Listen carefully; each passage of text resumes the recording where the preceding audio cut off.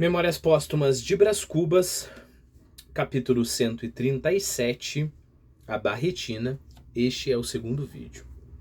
Bom, terminamos o vídeo anterior com o grande e eloquente discurso do Brás Cubas em relação à diminuição da Barretina da Guarda Nacional, né? E para isso ele se baseou em Hipócrates e grandes generais gregos, etc. Vária foi a impressão deste discurso. Quanto à forma, ao rapto eloquente, à parte literária e filosófica, a opinião foi só uma.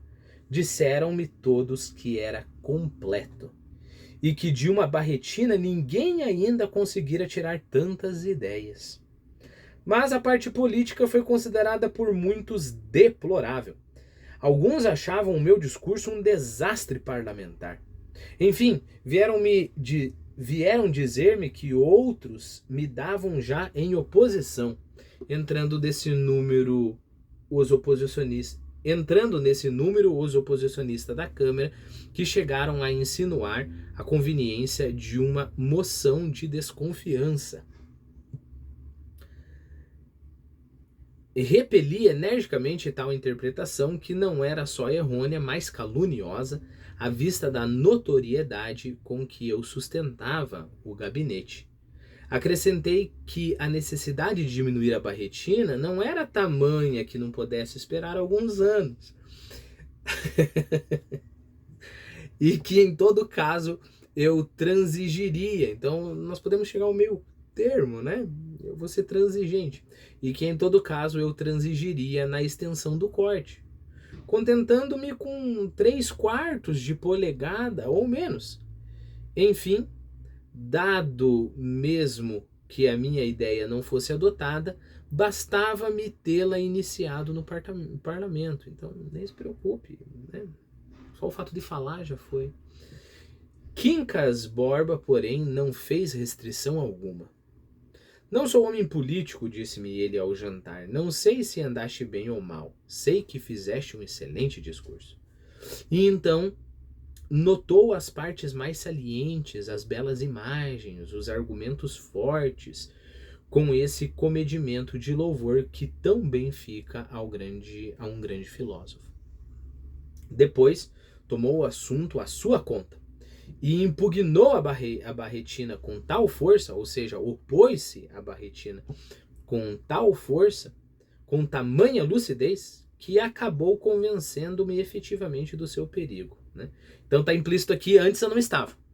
Antes, então ele estava medindo a sua mão ali, né? Quanto que eu consigo fazer e acontecer aqui nesse ambiente político, né? Então, o de menos é efetivamente se a Barretina era perigosa ou realmente necessitava de um corte, né? Eu penso uma situação bem parecida com a situação do intelectual, né?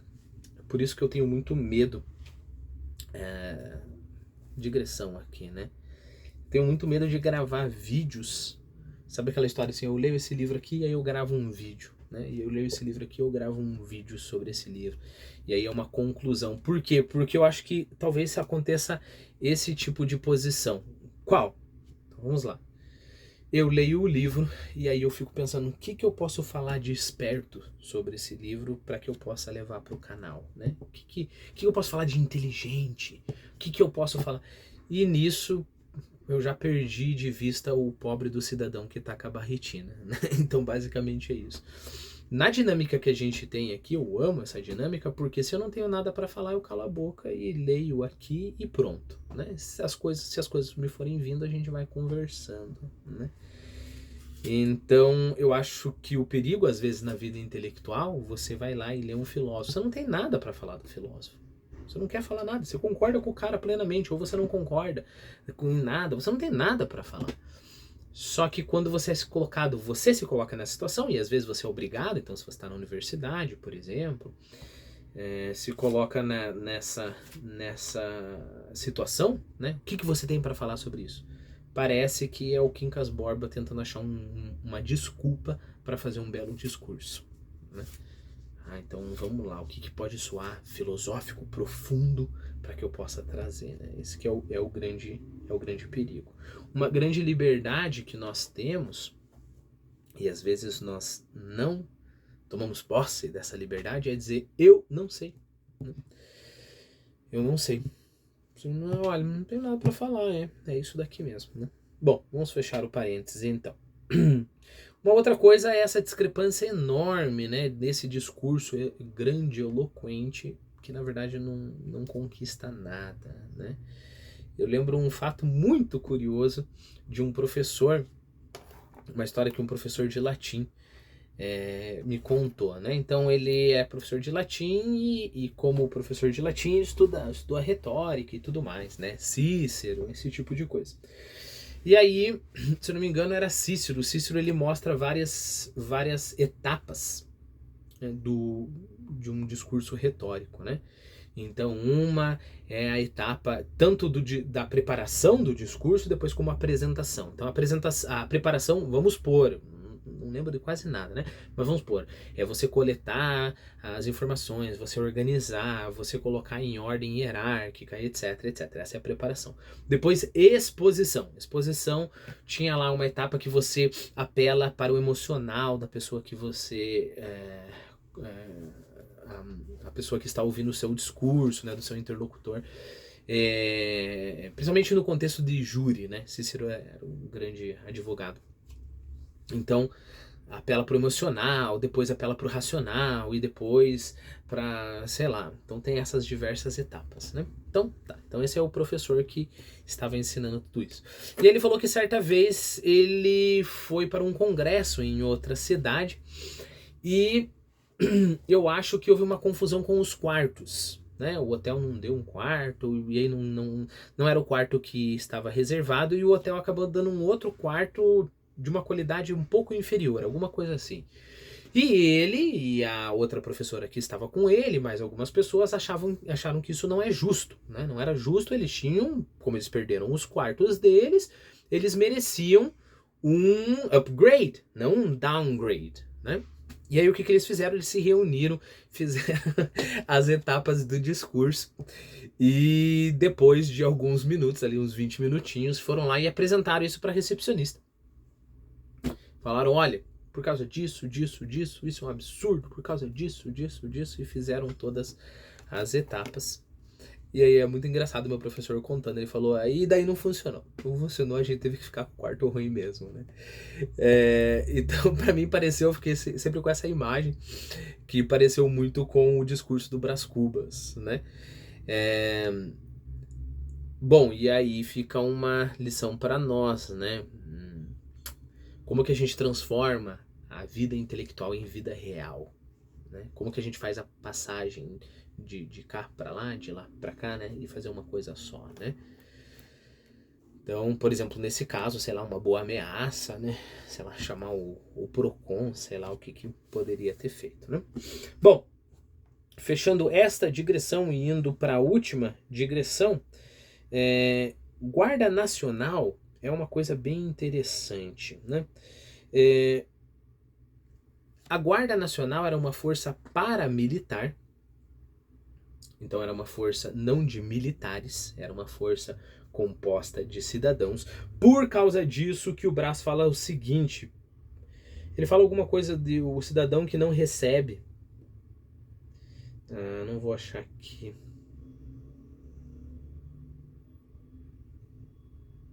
Sendo um dos preceitos... Mas ele fala, você vai lembrar... Eu não vou conseguir achar aqui agora. Mas você vai lembrar que ele fala que o cidadão não recebe nada. E na verdade não. Na verdade, primeiro, era um trabalho voluntário, você ser parte da Guarda Nacional. Segundo, você tinha que ter uma renda mínima aí, né? Dependendo do período e dependendo do estado, variava lá de 100 mil réis por ano a 200 mil réis por ano. Tá certo que é uma renda bem baixa, né? Se você tomar o fato de que um trabalhador braçal ganhava lá seus 30 mil réis, 20 mil réis, se a gente estiver no meio do século XIX, para ganhar muito pouco. Então daria lá 200 mil réis de fácil, né? Mas tinha que ter um emprego, né? Tinha que ter um emprego, esse que é o ponto. Então, mas por que existia a Guarda Nacional? Lembre-se que o exército sempre foi um perigo, né? O exército a todo momento ganhava poder demais, né? Tanto é que culminou depois no golpe da República, né? O que foi? O exército estava tendo cada vez mais poder. Se eu não me engano, depois da Guerra do Paraguai, o exército retomou muito poder. Esse poder já estava começando a ficar descentralizado. Guarda Nacional é um modo, né? Então é um corpo militar que pode lutar numa hora de aperto ali que não está subordinado ao exército, né? Então, o exército, primeiro isso, né, balancear o poder do exército. Lembre-se que foi o exército incentivado pelos grandes produtores rurais que ficaram pé da vida por causa da abolição da escravidão. Quer dizer, foi um dos motivos, né, tem diversos outros motivos. O império já estava, né, decadente politicamente falando. Mas justamente porque o exército teve tanto poder é que, bom, eles foram lá e fizeram o golpe e ficou por isso mesmo, né? É claro que teve a história que Dom Pedro II também não quis lutar, muitas coisas. Mas o importante é isso, né? Então é um outro poder. E a ideia há uma descentralização do poder, porque aí você vai ter a Guarda Nacional nesta província, a Guarda Nacional nesta província, a Guarda Nacional nesta província, né? Outra coisa bem interessante eu não sei se você lembra, mas você vê em vários livros, né?